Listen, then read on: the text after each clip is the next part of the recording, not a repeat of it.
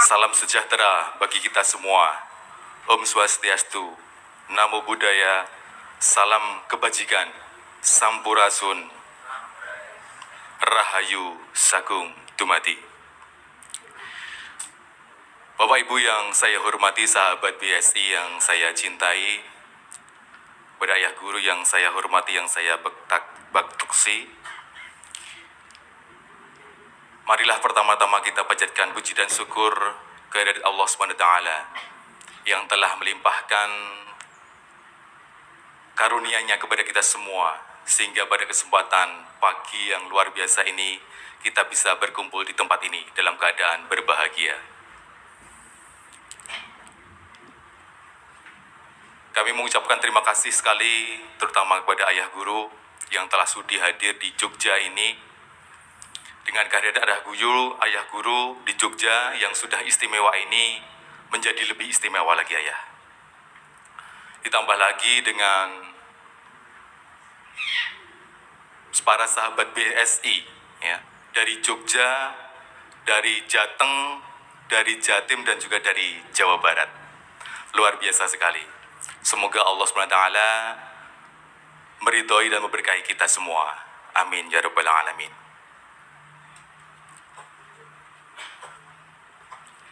Bapak Ibu yang saya hormati, di Jogja ini tidak lepas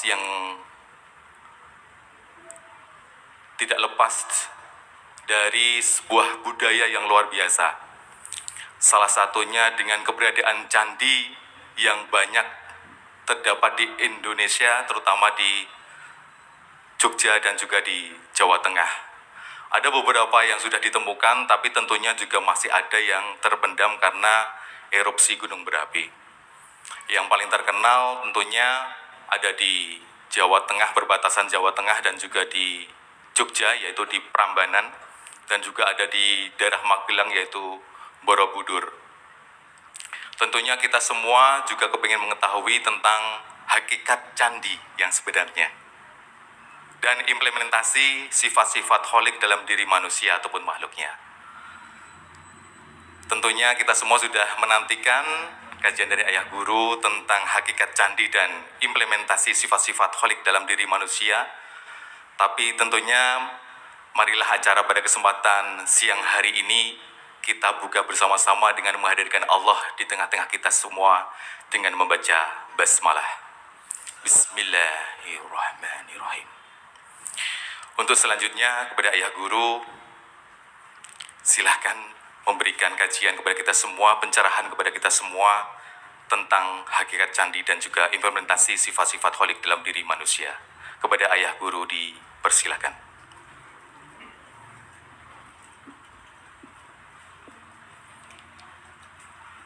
Terima kasih banyak Mas Bamban. Terasa sekali ya di Jogjanya, dengan pembawa acaranya yang menggunakan baju kebesaran tradisi leluhur kita. Saya juga menggunakan batik ya. Bismillahirrahmanirrahim. Assalamualaikum warahmatullahi wabarakatuh. Salam sejahtera untuk kita semua. Om Swastiastu, Namo Buddhaya, salam kebajikan, Sampurasun. Semoga seluruh makhluk hidup di semesta ini selalu berbahagia, baik yang kelihatan maupun yang tidak kelihatan, di setiap ruang dan waktu, di semua tingkatan. Dan semoga kita semua di sisa kehidupan kita selalu menjadi sumber cinta, sumber kedamaian, sumber ketentraman, sumber cinta kasih bagi semua makhluk. Saya tiba-tiba dikasih judul ceramah itu sama pengatur acara. Padahal katanya hari ini mau dialog. Karena saya ditanya, ya udah, saya bicara semampu saya.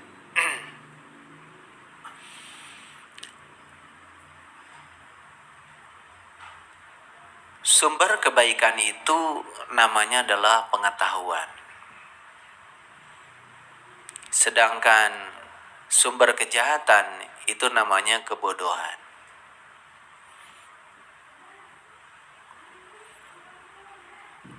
Jadi pengetahuan itu merupakan salah satu dasar dari 5 dasar kebenaran. Leluhur yang sudah mencapai peradaban yang tinggi secara spiritual, mereka itu meninggalkan simbol-simbol pengetahuan itu dalam berbagai segi kehidupan. Karena cinta kasihnya yang sangat luar biasa kepada generasi berikutnya, maka leluhur kita itu memahatkan, memonumentalkan pengetahuan-pengetahuan dasar itu dalam simbol-simbol yang hanya bisa dibaca oleh mereka yang memiliki kecerdasan. Siapapun yang memiliki kecerdasan yang melampaui pikiran, maka melihat simbol-simbol yang diwariskan sebagai budaya oleh leluhur itu bisa menangkap pesannya. Jadi kalau kita pergi ke tempat rekreasi, kita hanya foto dan makan-makan, itu tidak rekreasi.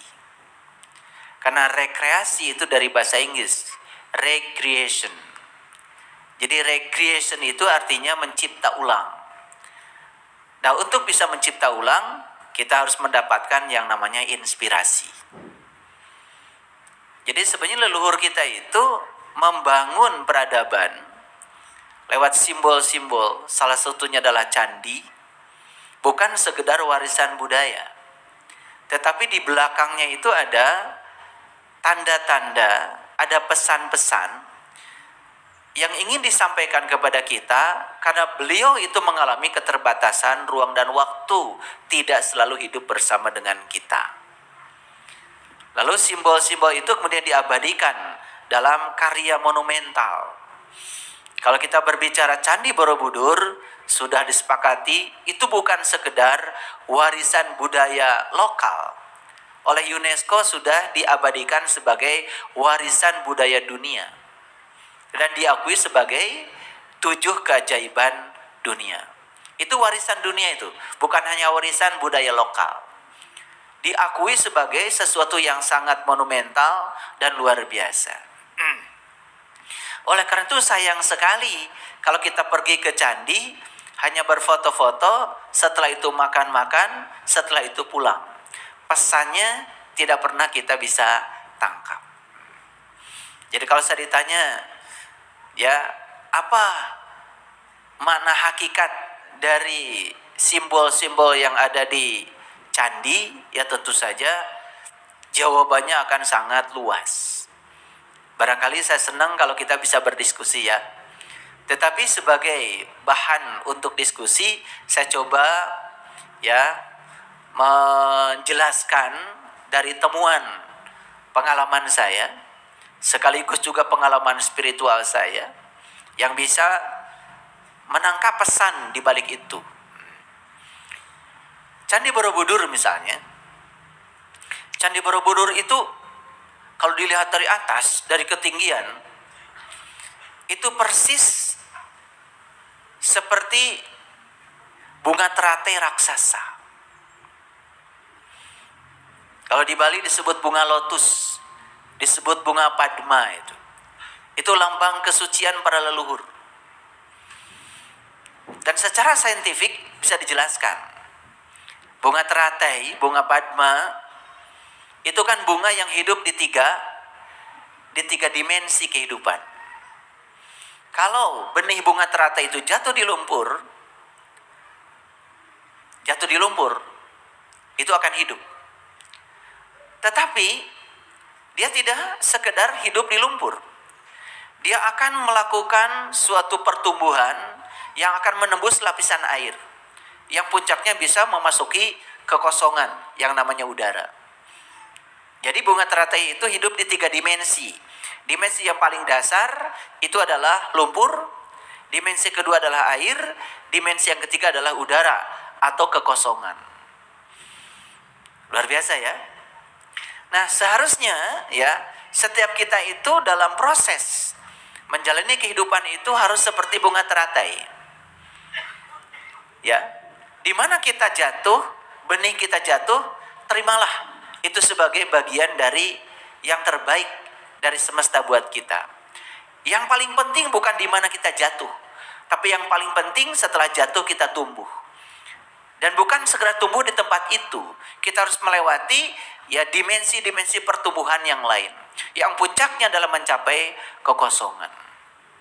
Dan bunga teratai yang paling indah adalah bunga teratai itu semakin kotor tempat tumbuhnya, malah semakin indah dan bersih bunganya. Kan itu melambangkan sebuah pencapaian.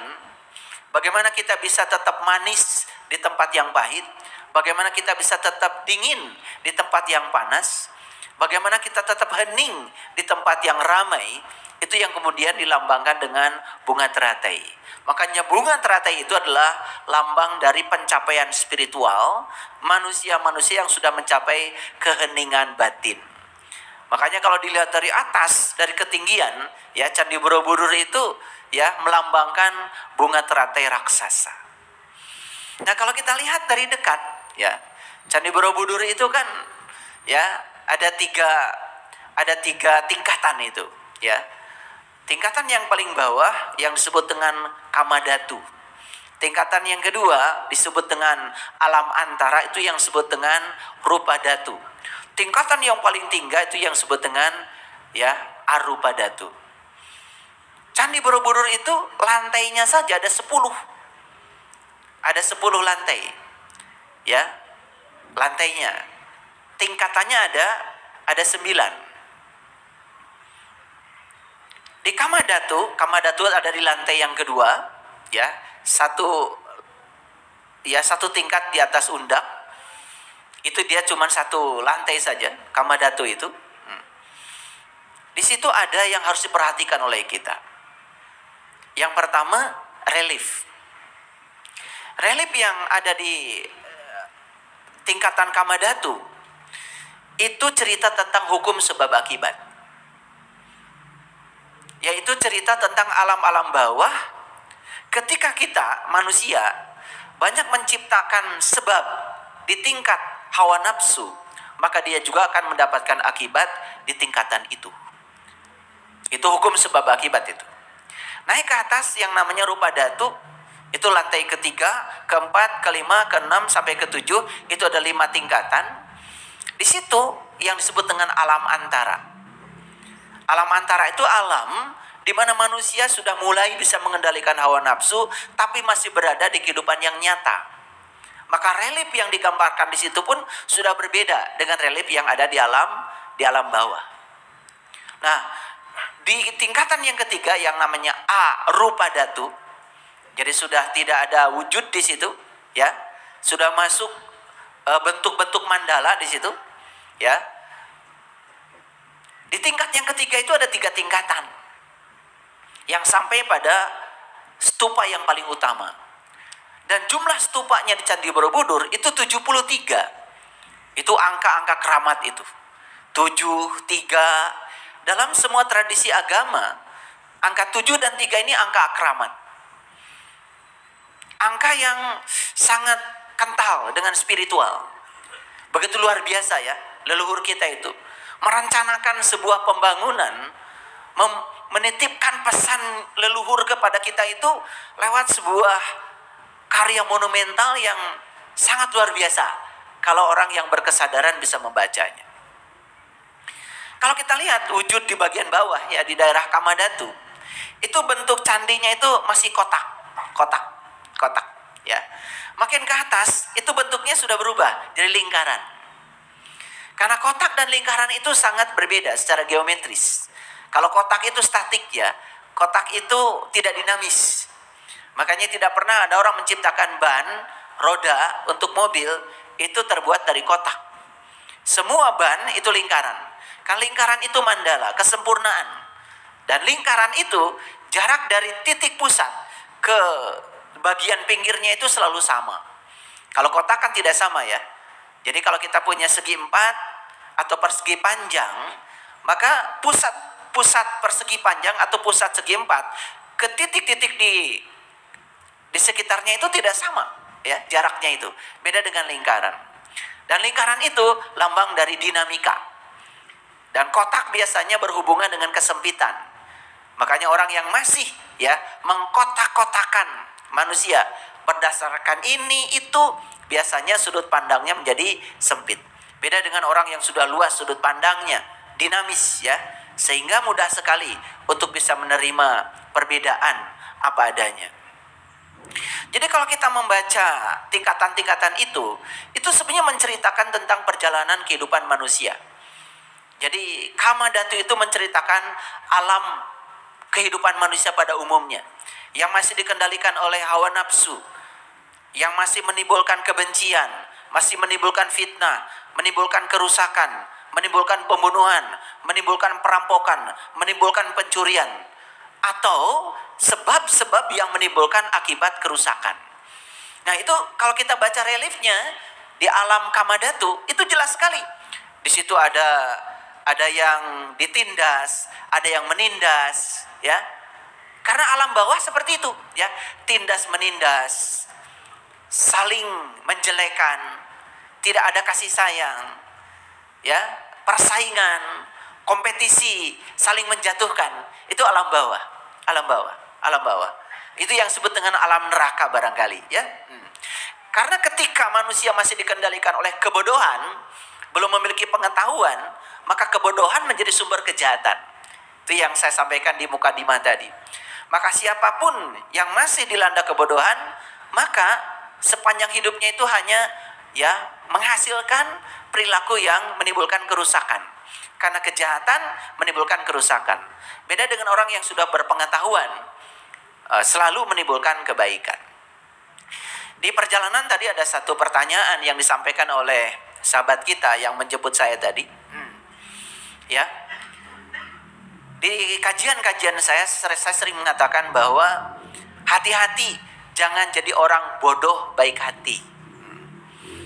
Nah, kemudian ada yang nanya sama saya, gimana sih batasannya orang bodoh baik hati itu seperti apa?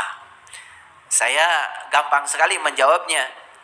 Kalau bantuan kita kepada orang itu menimbulkan orang itu tidak maju, tidak tertolong oleh bantuan kita, jelas bantuan kita itu tanpa pengetahuan. Itu namanya kebodohan. Tapi kalau bantuan kita membuat dia jadi mandiri, membuat dia jadi dirinya sendiri, ya, tidak bergantung pada orang lain, maka bantuan itu berbasis pada pengetahuan. Jadi sebenarnya sangat sederhana ya, sangat sederhana. Kalau kita ingin tahu apakah seseorang itu berpengetahuan atau tidak, lihat saja dampak dari yang dilakukannya. Kalau dampak yang dilakukannya adalah kerusakan, jelas itu bukan pengetahuan, itu kebodohan. Walaupun kelihatannya seperti yang diceritakan adalah pengetahuan. Gitu. Makanya kalau ingin tahu orang ini berpengetahuan atau tidak usah pakai dalil apapun. Lihat dampak atau akibat yang ditimbulkannya. Kalau dampak dari akibat yang ditimbulkannya adalah kerusakan, jelas itu kebodohan.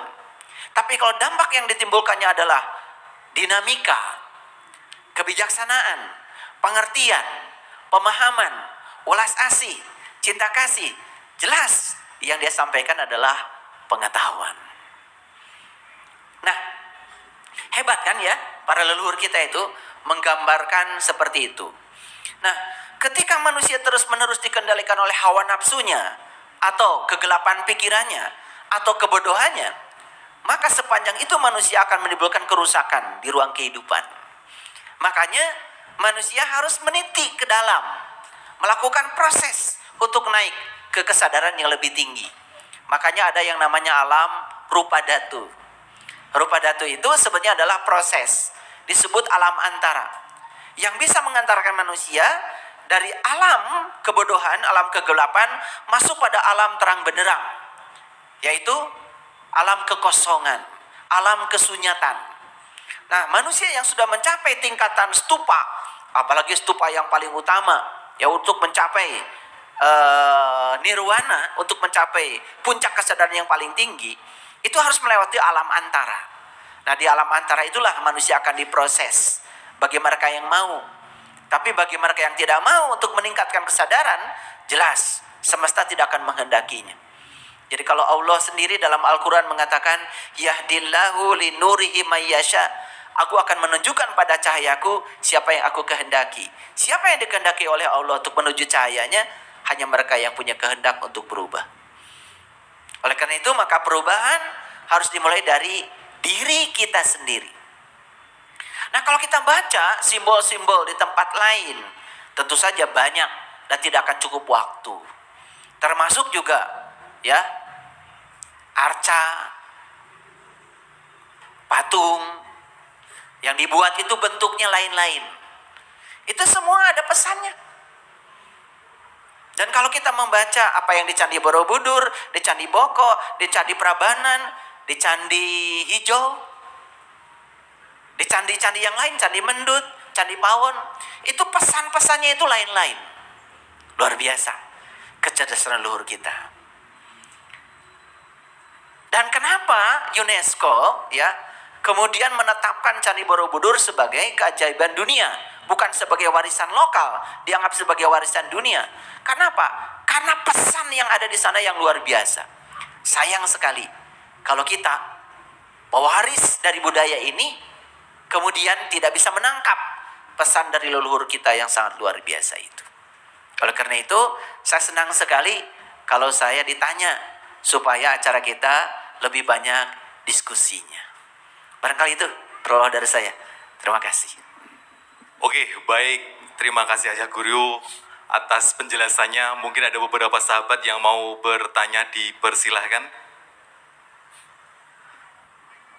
Kalau belum mungkin saya dulu, Ayah Guru. Oke. Baik, silakan Mas Bambang. Kalau kita melihat dari penjelasan Ayah Guru tentang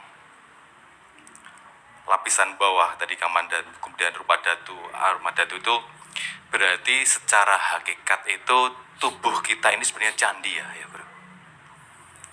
Kemudian sifat-sifat kita itu adalah relief-relief yang ada pada sebuah candi. Apa benar ya gitu sebenarnya? Ya, betul sekali. Jadi sebetulnya candi itu melambangkan tubuh kita. Tubuh kita ini begitu banyak isyarat di sini yang harus dibaca. Relief itu kan menceritakan perjalanan kehidupan. Dan relief itu adalah perjalanan kehidupan kita. Bagaimana kita bisa menyadari bahwa kita ada di alam mana saat ini? Dan bagaimana kita bisa mentransformasikan diri kita menuju pada alam yang lebih tinggi supaya mencapai kebahagiaan. Karena kan puncaknya kehidupan itu kan sebenarnya kebahagiaan. Jadi kalau kita lihat dari bawah, dari kaki kita terus naik ke atas sampai ke sini, kan sebenarnya stupa kita itu adanya di sini. Oleh karena itu maka puncak kesadaran manusia itu ada di sini. Dan secara saintifik kita sudah bisa membaca dari riset-riset neuroscience bagaimana sekarang manusia bisa mengungkap tentang rahasia bagian atas dari tubuh ini. Karena bagian atas di tubuh ini ternyata itu adalah sistem kendali dari semua tubuh kita yang di bawah. Di sini ada yang namanya pineal gland. Itu adalah pusat sistem kelistrikan manusia, pusat sistem kimiawi manusia. Dan kalau ini bagus, maka yang bawah akan bagus. Kalau ini tidak bagus, yang bawah juga akan rusak. Karena sistem kendali manusia itu ada di sini. Bahkan pemenang hadiah Nobel tentang God spot namanya Profesor Ramachandran itu menemukan bahwa God spot namanya titik Tuhan ada juga di daerah atas. Maka daerah atas itu sering disebut dengan pusat kesadaran. Karena itu adalah pengendali. Karena kesadaran itu yang bisa mengendalikan kegelapan manusia. Ketika manusia sudah naik di alam yang tinggi, maka di tempat ketinggian itu selalu bisa melihat sesuatu dengan bijaksana. Coba, kalau kita naik gunung ya, di ketinggian itu selalu ada kesejukan, ada keluasan, betul nggak? Makanya begitu kita sampai di puncak gunung, maka kita akan bisa melihat pemandangan yang lebih luas. sudut pandang yang lebih luas. Dan sudut pandang yang lebih luas itu adalah simbolisasi dari kebijaksanaan. Tetapi untuk mencapai ya keluasan itu, kita harus menemukan satu dasar yang disebut dengan kebijaksanaan sejati. Dan kebijaksanaan sejati itu adalah tahu kalau kita tidak tahu. Jadi kebijaksanaan sejati itu adalah tahu kalau kita tidak tahu. Orang yang tahu kalau dirinya tidak tahu, maka dia akan mencari tahu. Dan hanya orang yang tahu kalau dirinya tidak tahu yang bisa mencari tahu. Orang yang tidak tahu kalau dirinya tidak tahu, tidak akan pernah mencari tahu. Makanya orang yang tidak tahu, tetapi dirinya tidak tahu bahwa dirinya tidak tahu, maka itu yang disebut dengan kebodohan. Nah, untuk mencapai kebijaksanaan yang tadi, kita harus punya kebijaksanaan sejati. Kebijaksanaan sejati adalah tahu kalau kita tidak tahu. Nah, jadi sebetulnya ya, tubuh kita inilah candi. Dan tubuh kita ini adalah kendaraan yang terhebat yang diciptakan semesta untuk mencapai kebahagiaan yang tertinggi. Maka siapa yang sudah bisa membaca rahasia tubuhnya, sebenarnya dia sudah mulai mengenal dirinya. Maka siapa yang kenal dirinya, kan dia akan kenal kepada Sang Penciptanya. Maka Allah mengatakan dalam Al-Quran, aku bentangkan kebesaranku di segala ufuk. Dan yang paling penting, aku bentangkan kebesaranku pada dirimu sendiri. Dan siapa yang menemukan kebesaranku, tanda-tandaku dalam dirinya, maka dia akan menemukan aku. Jadi sebenarnya pesan leluhur kita dengan candi, puncaknya apa? Tetap menyampaikan kita kepada dia, sang pemilik kita, sang pemilik semesta. Barangkali itu.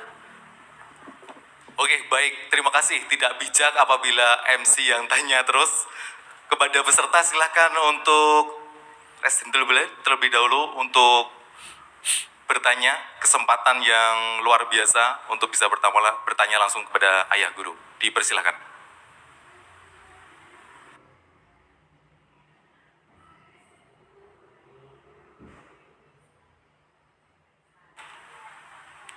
Kan tadi saya jelaskan, ada alam bawah, ada alam tengah, ada alam tinggi.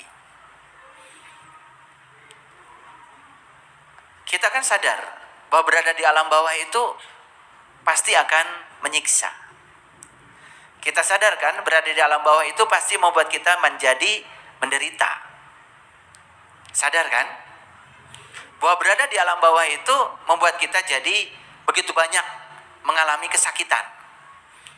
Karena sumber kesakitan adalah kebodohan. Saya pastikan tidak mungkin ada manusia yang mau tetap di alam situ. Pasti akan ingin naikkan ke atas. Syukur-syukur kalau sampai di alam atas. Tapi untuk mencapai alam atas itu memang ada alam antara. Di situ ada yang namanya proses. Nah, proses itu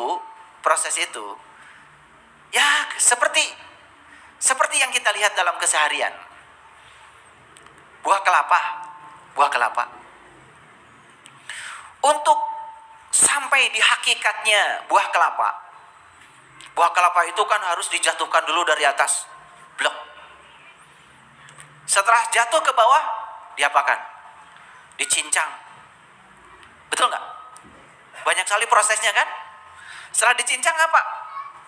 Kemudian dibuka tuh kulit-kulitnya. Setelah dibuka kulitnya pakai golok. Disakiti kan? Diparut. Setelah diparut, dikasih air panas. Betul nggak? Kasih air panas. Diperas. Setelah diperas, udah jadi santan. Nggak cukup. Dididihkan lagi. Betul nggak? Sampai puncaknya dia menghasilkan yang namanya minyak. Untuk sampai menjadi minyak itu, ternyata tidak ada proses yang mengenakan. Tapi kalau proses itu tidak dilalui, juga tidak akan tercapai minyak itu. Betul apa tidak? Jadi memang di semesta ini tidak ada proses yang enak. Semua proses itu pasti menyakitkan. Sama seperti naik gunung. Gak ada naik gunung yang enak. Pasti ngos-ngosan. Mungkin jatuh, mungkin terpleset. Tapi hadiahnya begitu sampai di puncak, sejuk dan indah pemandangannya, bukan? Tapi untuk mencapai kesejukan dan indah pemandangan itu, prosesnya tentu saja tidak mudah. itulah yang dibutuhkan adalah kekuatan tekad. Makanya untuk menempuh perjalanan spiritual itu digambarkan dalam Al-Quran sendiri, prosesnya adalah mendaki. Makanya di Quran ada kata-kata fala aqtahamal aqobah fakurokobah. Tidakkah aku mencoba jalan mendaki? Jadi spiritualitas itu adalah jalan mendaki. Makanya candi juga jalan mendaki. Karena prosesnya adalah pendakian. Yang namanya pendakian itu pasti melelahkan. Tapi hadiahnya adalah kesejukan dan pemandangan yang indah. Mereka yang percaya bahwa sesungguhnya semua proses yang disediakan alam itu adalah untuk kebaikan kita. Dia tidak akan pernah menolak seburuk apapun proses itu. Yuk kita lihat. Yang disebut dengan berlian, bukankah itu sebetulnya batu? Yang digosok terus-menerus, bukan? Lalu menjadi indah dan bercahaya. Dan kalau tidak mau digosok, tidak mau mengikuti proses itu, tidak akan terjadi batu yang indah. Jadi, kesimpulannya, pantaskan diri kita mampu. Layakkan diri kita bisa. Karena apa? Bisa tidak bisa itu adalah masalah pikiran kita. Kalau kita memantaskan diri kita, saya pasti bisa. Saya pasti melewati jalan itu. Kalau pikiran kita memastikan itu, pasti kita akan sampai di sana. Tetapi kalau kita dari sejak awal sudah menyatakan saya tidak layak, saya tidak pantas, ya sudah, semesta pun tidak akan pernah menolong kita. Karena tidak ada yang bisa menolong kita kecuali diri kita sendiri. Jadi untuk mencapai puncak yang sederhana itu memang prosesnya tidak selalu sederhana. Tetapi kalau kita tidak mau melibatkan diri di situ, kita juga tidak akan pernah mengalami kemajuan apapun dalam kehidupan ini. Karena hidup yang layak untuk dihidupi adalah hidup yang banyak sekali dengan cobaan. Sekali lagi, hidup yang layak untuk dihidupi adalah hidup yang banyak cobaan. Dan saya sudah jelaskan di kajian saya sebelumnya, bahwa cobaan itu adalah berkah yang tersamarkan saja. Yang disebut dengan cobaan itu adalah berkah sebetulnya, cuma tersamarkan karena kita masih katarak, penglihatan kita belum jelas. Nanti di tingkat kesadaran tertentu kita melihat bahwa ternyata semua hal yang tidak diinginkan dalam hidup kita justru itu yang mengantarkan kita pada kesadaran baru. Sayang sekali, begitu yang tidak diinginkan dalam hidup biasanya kita menolak, bukan? Karena kita hanya siap untuk menerima yang kita ingin. Padahal di balik yang tidak kita inginkan, di situ ada jalan untuk menuju kebijaksanaan dan kedewasaan. Itu. Oke, baik. Kayaknya sudah mulai hangat ini semuanya. Ya, seperti tadi dijelaskan bahwa kalau tidak ada keinginan dalam diri kita untuk berubah, tentunya itu juga tidak akan berubah ya. Betul. Tentunya itu seperti halnya judul yang saya sampaikan di awal, yaitu implementasi sifat-sifat holik pada diri manusia. Jadi artinya kalau kita tidak menciptakan suatu perubahan, tentunya Allah juga tidak akan mengubah kita. Begitu ya. Betul. Sudah sering kita dengar ayatnya. Allah tidak akan pernah mengubah suatu kaum kalau dia tidak mengubahnya dari dirinya sendiri. Ayat itu sudah sangat populer. Jadi kalau begitu Allah itu perannya apa? Allah itu perannya menunggu. Allah itu hanya fasilitator. Allah itu hanya katalisator. Perubahan harus dimulai dari diri kita sendiri. Rasulullah sering mengatakan ibda binafsi. Perubahan harus dimulai dari dirimu sendiri. Dan kapan perubahan itu terjadi? Kalau kita menyadari kelemahan diri.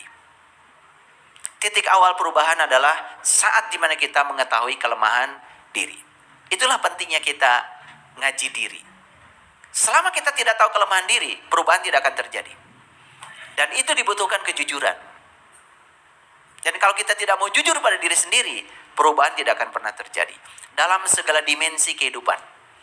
Perubahan ekonomi, perubahan kesehatan, perubahan hubungan sosial. Dalam segala dimensi kehidupan, kalau kita tidak menyadari kelemahan diri, perubahan tidak akan terjadi. Contoh, hubungan sosial, hubungan suami istri, hubungan anak orang tua, hubungan dengan tetangga. Kalau kita tidak menyadari bahwa kita punya kelemahan, perubahan tidak akan terjadi. Misalnya kita sadar, loh kok dalam kehidupan saya banyak konflik ya? Ada apa nih dengan diri saya?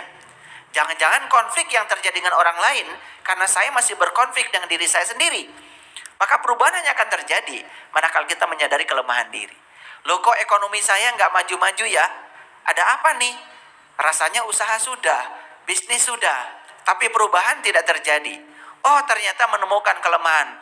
Ternyata kemiskinan itu berasal dari perasaan miskin yang kita miliki. Kita tidak melayakan diri kita. Sepanjang kita tidak tahu kelemahan diri, perubahan tidak akan terjadi. Oleh karena itu, maka untuk perubahan terjadi, maka kita harus tahu kelemahan diri.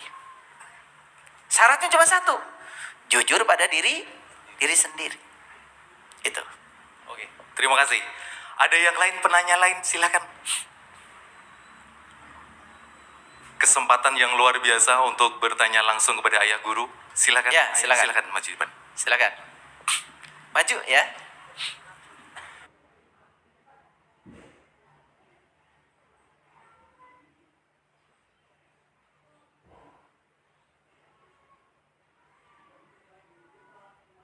Baik. Ini pertanyaannya bisa dimengerti ya. Jadi beliau ini baru kemarin pulang dari Candi Borobudur. Lalu melihat beberapa sikap meditasi yang ditunjukkan melalui arca-arca itu. Apakah sikap meditasi itu bisa dipraktekkan dalam kehidupan sehari-hari? Tentu saja bisa. Karena sikap-sikap meditasi yang ditunjukkan itu ada pesan. Setiap sikap itu memberikan terapi tersendiri. Tadi ada terapi untuk ketenangan, terapi untuk kemarahan, terapi untuk energi, terapi untuk kesehatan, macam-macam. Yang paling penting, tahu maksudnya. Nah, itulah pentingnya kita bertemu dengan guru yang bisa mengajarkan itu, supaya tidak salah kaprah. Ya, karena tidak semua ya praktek-praktek meditasi itu cocok bagi seseorang. Ya, jadi tergantung kebutuhan dari orang itu. Ya, ada yang untuk healing, ada yang untuk ketenangan, macam-macam. Nah, mungkin nanti di kesempatan lain saya bisa jelaskan ya praktek-praktek meditasi itu ya tujuannya buat apa saja, supaya saat dipraktekkan tidak salah sasaran, sesuai dengan tujuan dari meditasi itu sendiri.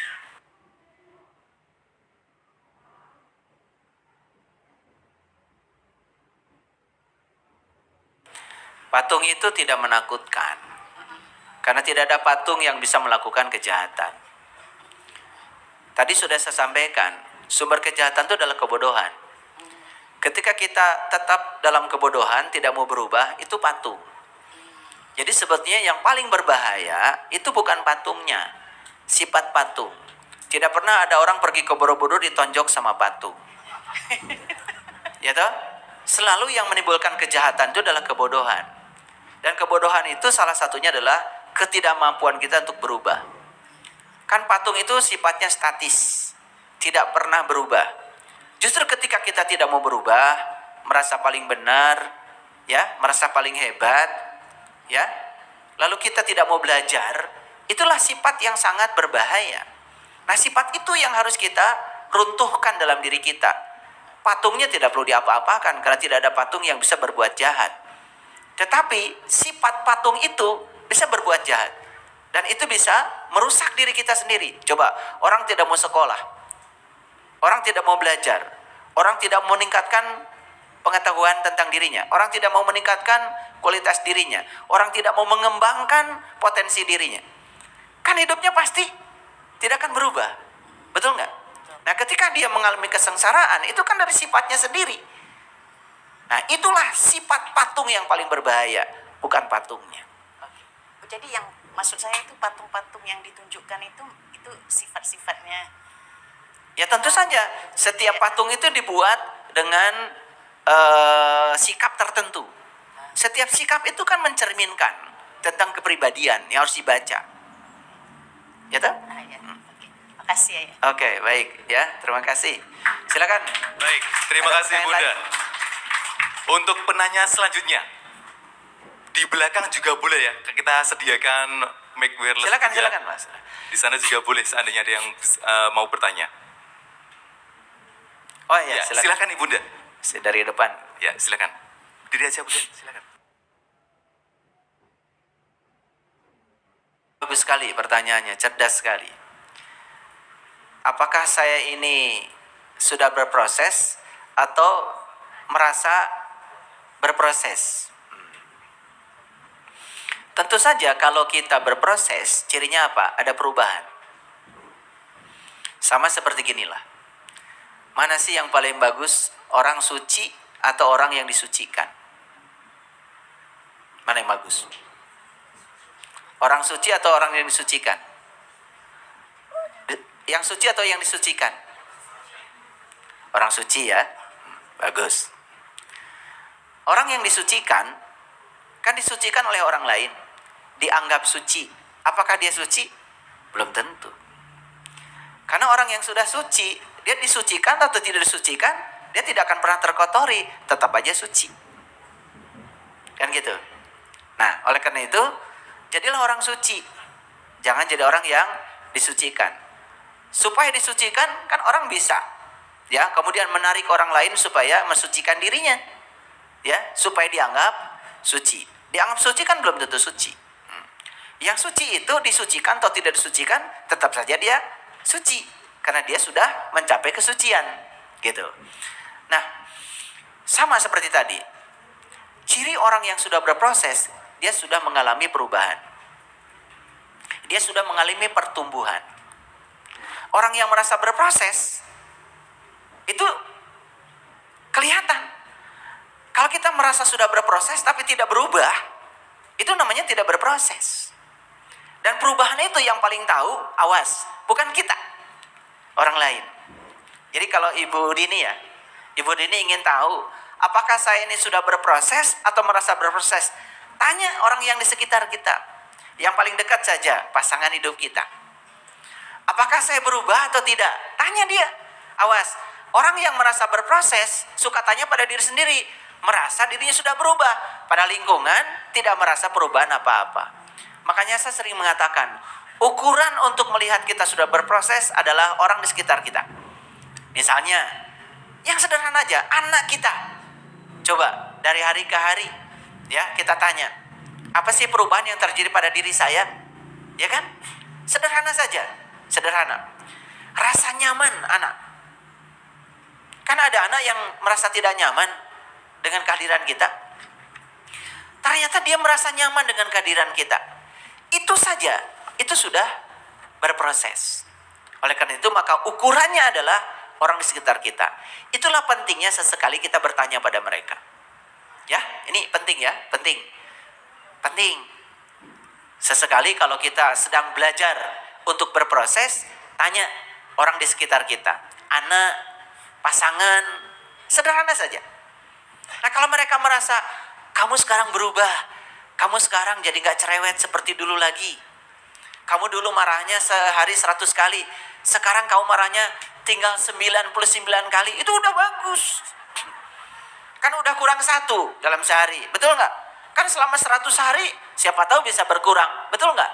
Nah itu, oleh karena itu tanya orang di sekitar kita. Itu ya, oke. Silakan, ada lagi? Silakan ayah bunda yang mau mungkin belum puas ataupun masih mau bertanya, silakan. Silakan. Silakan. Ya, Bapak silakan. Silakan. Oh ya, ada dari belakang.